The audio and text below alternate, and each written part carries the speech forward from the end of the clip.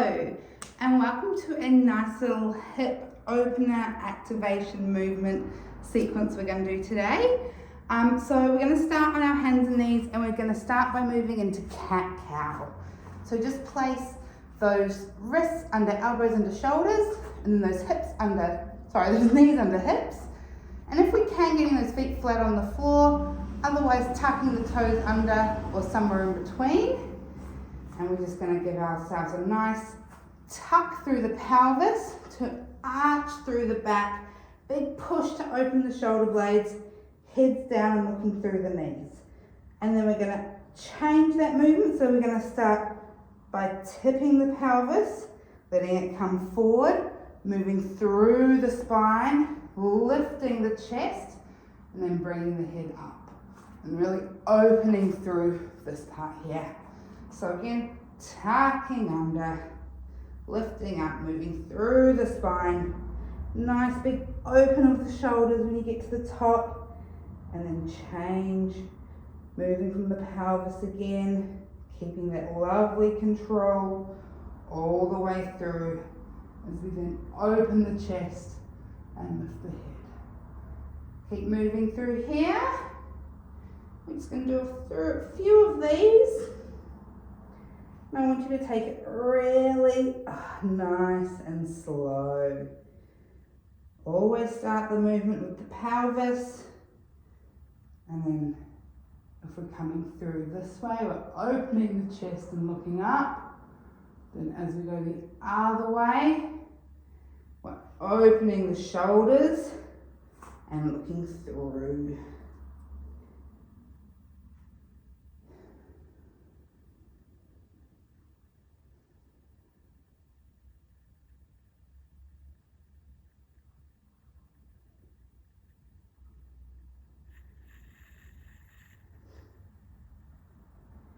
Alright, let's go for one more through here. Hips down, moving through, chest open, looking up, finding our way back to neutral. Alright, we're going to do a duck to rock backs now. So bringing the knees in a bit closer together so we can take one leg up to the side. Now I don't mind if you have a flat foot here or you have a heel up here. What we're looking for is a stretch through the inside of the leg. We're going to take our arms a little bit long and we're going to slide forward and back. For this one, you can have your toe there or long, whatever works best for you. I just flicked it out to the side so you can see it, but I want you to have it directly right behind you. So you can see I'm really sinking down nicely as far as I can and then coming back up again. If your sink back gets to here and you find you've got a tightness, that's fine. You get to where you get to and you just move through that range. Beautiful. I'm really putting a lot of weight through my hands here, especially as they come up to the front. So I'm not really pushing into that knee too much, but there is a lovely tuck, like tilt of the pelvis, thinking of the pelvis going back rather than just hinging forward, sliding forward and back. Let's change to the other side, and we're going to do the same thing. I'm going to show you from this way. So you can see, as much as I can, I'm trying to keep that lovely neutral back, keep that pelvis pushing back rather than hunching over this way. Yeah, we're keeping that nice, long spine, pushing through. This is one of those stretches where you can sort of tuck that pelvis a little bit more. We don't want to exaggerate the curve in the lower back, but we can also have a little bit of play around with the pelvis and see which position feels nice and stretchy with it. Remembering all the time to really exhale, really inhale. I don't mind when you do it, just keep breathing throughout. Let's do one more of these. I lost count, we might have done more on one side than the other. That's okay, we'll just walk in a few circles. All right, we're coming into a seated fourth stretch. So, a few different ways you can do this one. Because we're still kind of warming up, we're gonna use our hands. So I want you to pop your hands behind you. Then we're just dropping our knees side to side. So the deal with this one is keep your feet where they are, and it's just your knees dropping. So they want to be in really close, a little bit wider than your hips, and then coming off to the side. That's it. And you might find you start up to here, and as we go through, we want to do our best to get this leg as close to the ground as possible. So really working that internal rotation. And if you can, getting both legs on the ground. You can come back as far as you need to make this comfortable, or as you feel warmer, you can start to walk up a little bit straighter. Sometimes it's a happy medium of finding somewhere in the middle that suits for you. So the idea of this is to really get some nice internal rotation, which is meaning we're dropping the knee in, so the hips are doing that movement. And getting a nice stretch through.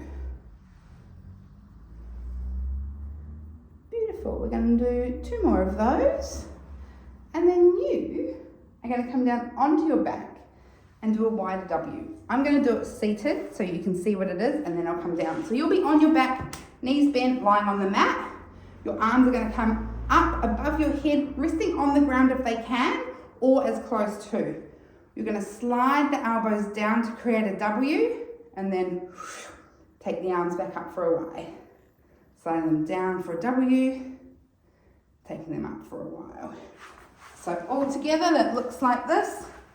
Bent knees on the ground, arms up, dragging them down, and coming back up.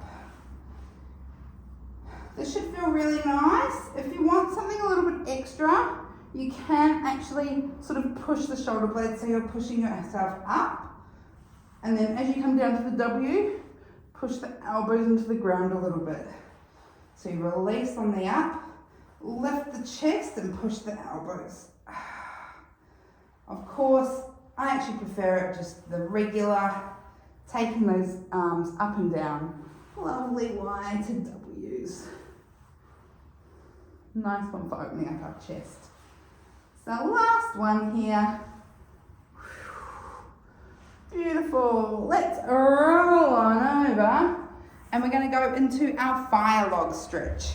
Now, I'm not going to go over it in too much detail. If you need some help, definitely check out the technique video that goes with fire log stretch. But we're coming into this, what I call open crossed position, sitting up, and then gentle forward. And this one we want to keep breathing. We're going to hold it here. So find a position that's comfortable. That does not mean the end of your tolerance where you're gritting your teeth the whole time. That means you maybe find that and then back off a little bit. Somewhere where we can breathe and relax. Big breaths and exhales. Now, if you have seen the technique video or you go and watch the technique video, you will see that there's options to actually pop blocks underneath your legs or towels and prop yourself up if you feel like this is creating a lot of tension in the hip flexors. We shouldn't be feeling any thing like that. We should be really nice and relaxed. So this is when we use props to help hold up our knees if we need to. Let's change on over. We're going to do the other leg. So it's the same thing. I'll come to the side so you can see. And then we reach on forward. Good. There's also an advancement of this. If you find this one, once you've worked through the warm-up stuff and we get to this point, that you could do with a little bit extra. Shows you how to do it a little bit more. But we're going to stick here for today because that's what we love. As you can see, I'm not it's not about trying to get down to the ground, right? I'm actually keeping my back, I'm not straight, but I'm not hunched over, right? I'm kind of somewhere in between. I'm almost thinking about my chest going to the top of the mat. Using my hands just for some nice support. Beautiful. Walk your way back, and we're going to do that one more on each side. So change on over. And walking those hands forward. Oh, second time through always feels so much nicer. Do have to be careful though, because sometimes on that second side, you like just go for it and you're like, and you go all the way into like this big stretch that may not be the most beneficial for you.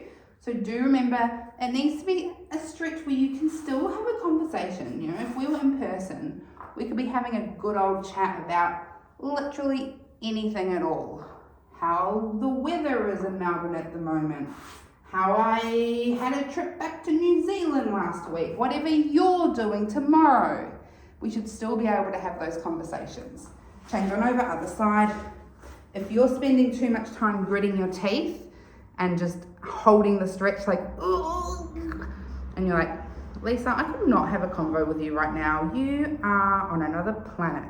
I want you to come back to my planet where we can have a conversation. All of this stretching, we always want to try and be as relaxed as possible. Not only does that help increase our flexibility and our mobility, it actually also decreases the risk of injury. So it's also just how our muscles and our brains work when stretching. So if we can tell our brain, it's okay, we're meaning to do this, we're wanting to fold in like a pretzel, it will hopefully help us get the job of being able to one day fold in like a real life pretzel, if that's what you want to do. All right. Beautiful work. We've got a couple more down our back and then we're going to do a couple of activation exercises. So it wouldn't be pelvis if we didn't do some hammy work. Hopefully everything's feeling really nice now. And we're going to keep this leg bent for now. And we're going to do our in and out hammies. So literally taking the leg out, taking the leg in. Now I'm not pushing on my knee. I'm just gently holding my knee here so I can sort of guide that I'm keeping it in the same place. You don't have to do that, but it can be very nice. What I'm going to get is a nice little band. You do not want a soft resistance band. You want a towel. Again, there is a companion video that goes along with the hammy stretching that you can also watch. But you want something nice and strong, a towel. What is really good, towel, I just said that. Or like an old hoodie, because I found this out when I was teaching online during COVID and I was just trying to come up with ideas of things. You can put your foot in the hood and it works really well. It's actually a really good, but make sure it's an old one because it will stretch, right? So again, we're keeping that knee nice and pretty still. So the stretch is sort of coming through here, but we are moving through. All right, let's hit up that other leg. Same thing, bent leg. Now, a lot of people want to try and straighten it. We will get to that. I like it bent in because it creates more stability through your pelvis, right? So think of what we're trying to do here. We're trying to stretch the hamstrings. So if your pelvis is just having a good old dance-a-rooney as you're doing this and coming up, we're not actually getting the stretching we really need or is most efficient. So keeping that foot bent is going to allow you to get better placement through the hips, which in turn will allow you to give you a little bit more stretchy-witchy through the hamstring that we're working on. Is having a straight leg a great way to stretch the hammies too? Of course! There's so many different ways to do it.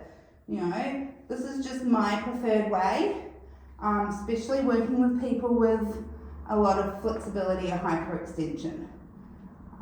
Or on the other side, people with not a lot. I find that this works nicer. Alright, now we're going to do a nice held stretch. So this is where our other one comes in. So now, same as when we were doing the fire log stretch, find the stretch and big breaths. Not like you can't have a chin wag with me. I want to hear all about your day and what you were doing. And so if you were hanging out with me in the gym right now, I'd be chatting about, I don't know, what you did last weekend. When am I filming this? This is Thursday. Maybe what you're doing this weekend. we'll be watching footy because it's footy season and that's what we do now. Lovely. And then once we're sort of towards the end, this is when we're going to just gently slide that leg out. And if you get to here, that's perfect. If you get to here, that's perfect. It doesn't matter, right? We're just getting that nice long stretch. Again, breathing, because we've already learned that we have to keep breathing through this stuff. Gently bend on in. Let's do the other side. Beautiful, finding that stretch.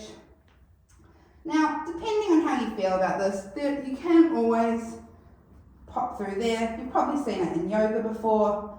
I don't love it because if you need a more stretch, you can't really do anything. But if you're not flexy enough, it kind of like pulls your head up and puts a bit of stress on your neck, which, as we know, we want to be as relaxed as possible.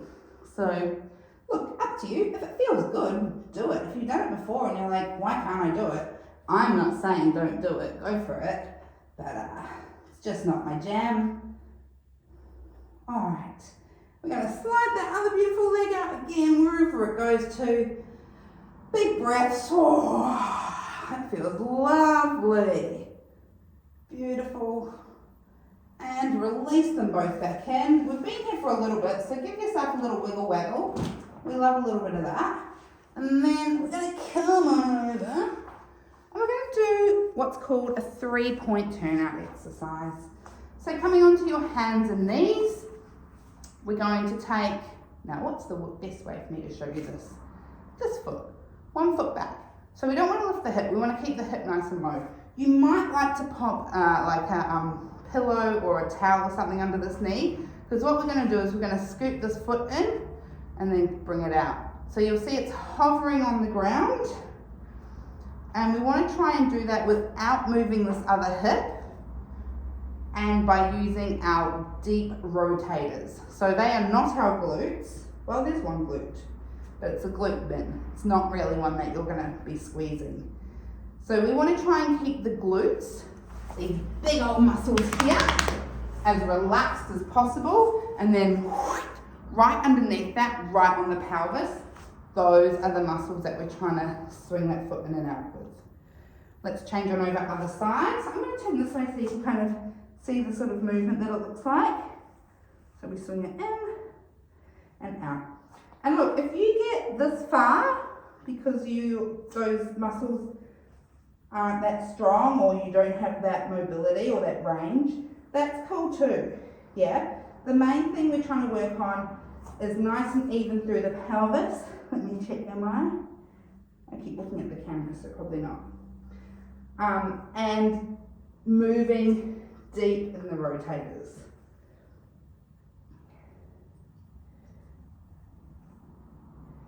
Good, let's do one more here.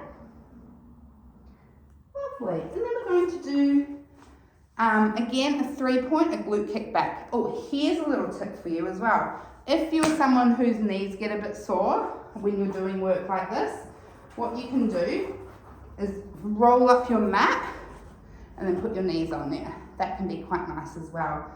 Obviously pillows and stuff work as well, but rolling up the mat is a nice quick one to be able to do that. Okay, so now that we've said that, we're going to take this leg back. Make sure we drop the hip, we don't want to lift it up. We're going to bend our foot in. I want you to imagine you've got a cup of coffee or a Slurpee or a donut. I'm trying to think of some things that our household loves. Cupcakes, something on here. Oh, we're going through an apple phase with my daughter. Apples. Yeah, anything like that. And then you're going to lift it up and down, and you're going to keep the cupcake, the apple, the Slurpee, the coffee, whatever it is, on the top of that foot. This is different to the other one because you are using your glute. Woo-hoo! The glute is the glute is a hip extender. So when you lift that foot, that knee behind the hip, that glute should get on it.